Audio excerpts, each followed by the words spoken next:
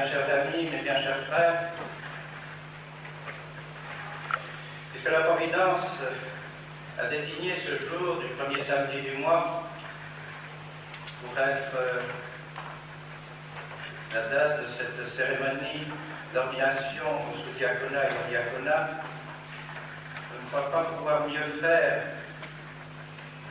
que de demander à la Vierge Marie de nous aider à mieux comprendre et de vous aider en particulier, pour mes chers amis qui allez recevoir ces ordres pendant quelques instants, de mieux comprendre ce que l'Église demande de vous. Si l'on en juge d'après les magnifiques prières qui sont dans le pontifical pour ces ordinations, les ordres du diaconat et du sous-diaconat ont quelques similitudes. Tous deux sont approchés d'une manière plus intime et plus voisine de l'autel et de ce qui prépare au sacrifice de la messe. Les sous-diacres vont recevoir le calice et la patène vide, sans doute, mais déjà l'Église leur permet de toucher les vases sacrés.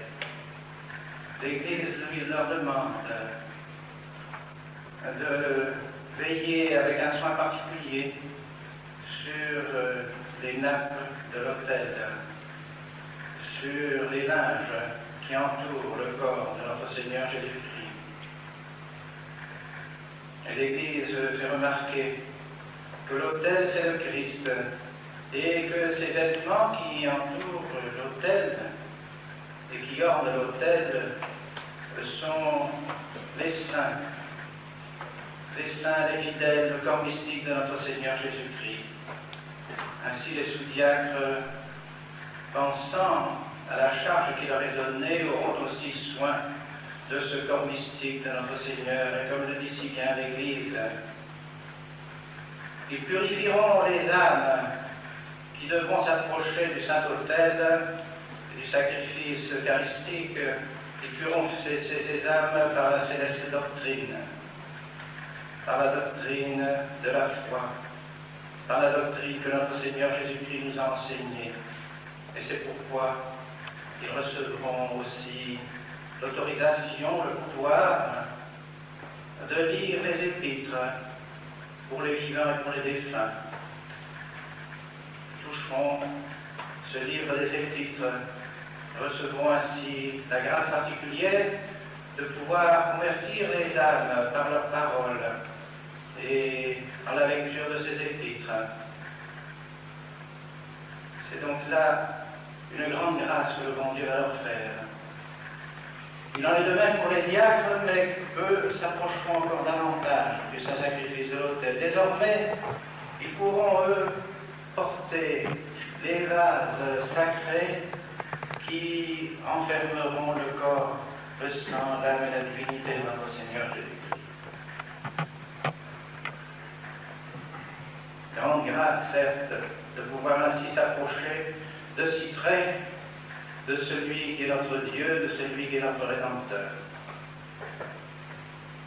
Ils pourront exceptionnellement même toucher le corps de notre Seigneur Jésus-Christ.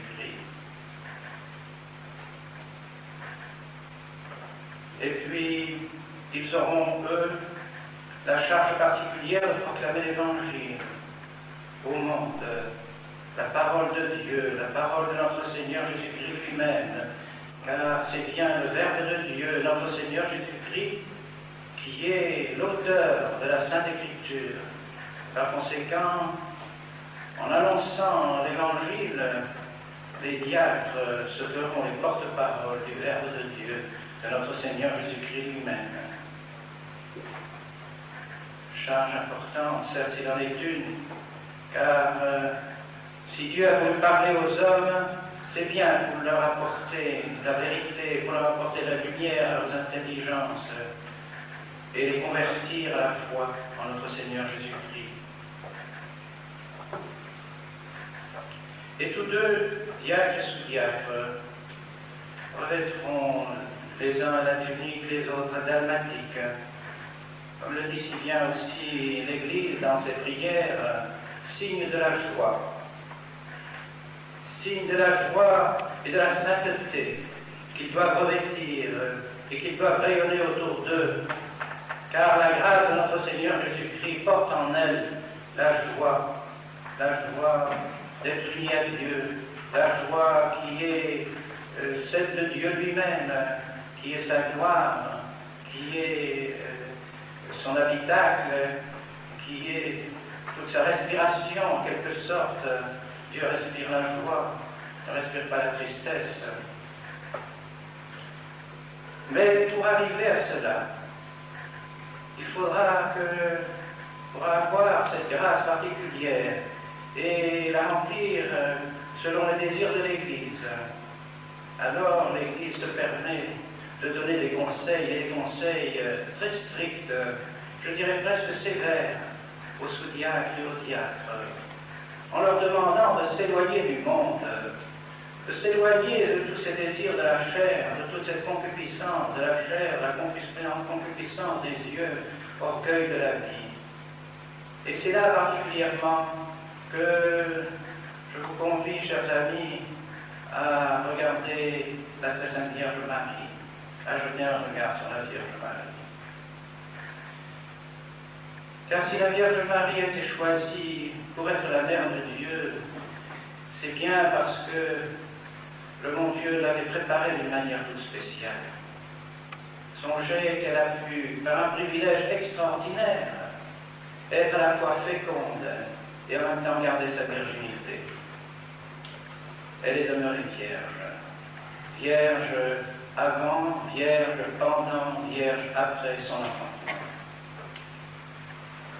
Oui, c'est la grâce qu'elle a demandé elle-même à l'ange qui venait l'interroger. Elle a demandé comment cela pourrait se faire en gardant sa virginité.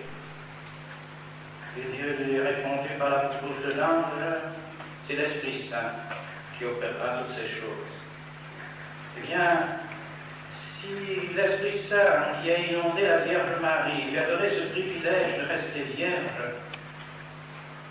tout en enfantant l'homme Dieu, je pense qu'il vous demande aussi à vous, mes chers amis, puisque vous approcherez de si près notre Seigneur, et qu'avec la grâce de Dieu, pour vous, diacres, dans quelques semaines, si Dieu le permet, par les paroles que vous prononcerez de la consécration, vous ferez aussi venir Jésus sur le Saint-Autel, comme la Vierge Marie l'a fait venir dans son sein.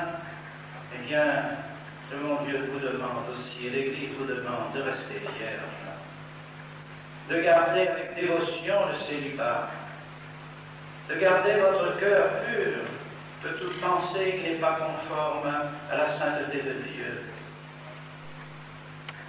Il ne s'agit pas de condamner du tout le mariage des personnes qui sont dans le monde.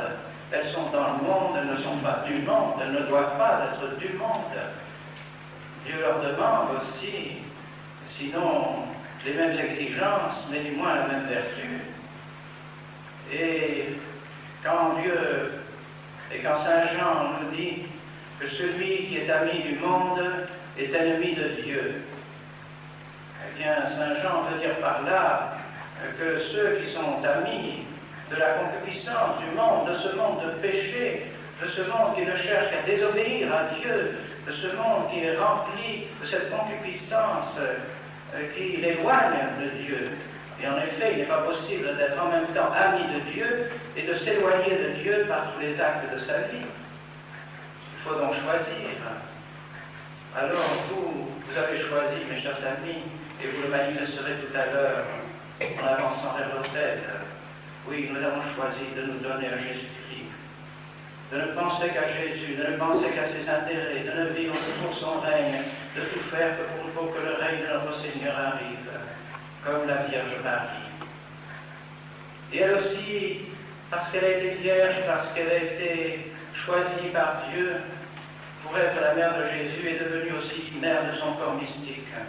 Alors ce pouvoir que Dieu lui a donné sur le corps mystique de notre Seigneur Jésus-Christ, vous l'avez également en partage. C'est une ressemblance de plus que vous avez avec la Vierge Marie. Et c'est par elle que vous recevrez la grâce que vous allez recevoir dans quelques instants. Vous serez un peu plus les fils de Marie lorsque vous aurez reçu ces grâces.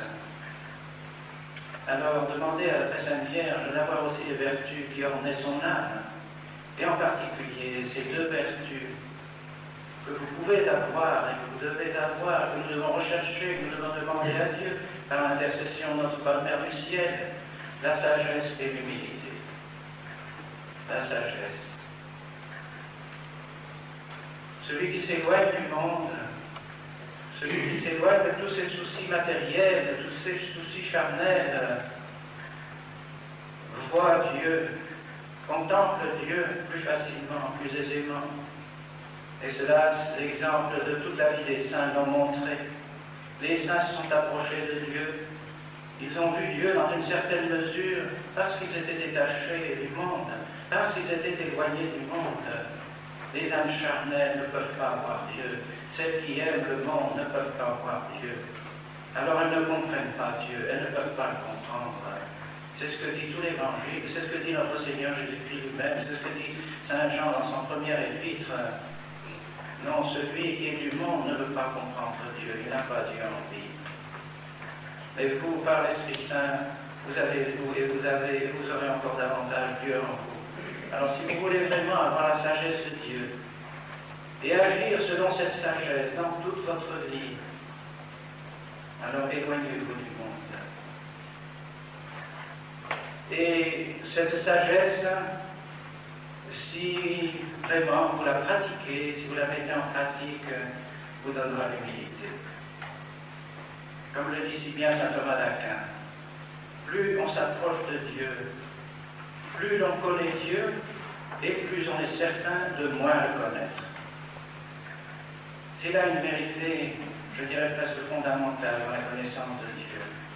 Plus on s'approche de Dieu, saint Thomas qui dit, plus on connaît Dieu, et plus on est convaincu qu'on le connaît moins. Et c'est précisément ce qui a fait la cause de l'humilité des saints. Plus ils s'approchaient de Dieu, et plus ils se rendaient compte qu'ils étaient incapables de le connaître, parce que Dieu est infini, parce que Dieu est infiniment plus grand que nous, parce que nous ne sommes rien devant Dieu. À mesure que nous comprenons la grandeur de Dieu, nous comprenons beaucoup mieux notre rien, notre néant. Nous sommes des serviteurs inutiles, c'est l'Évangile qui nous le dit.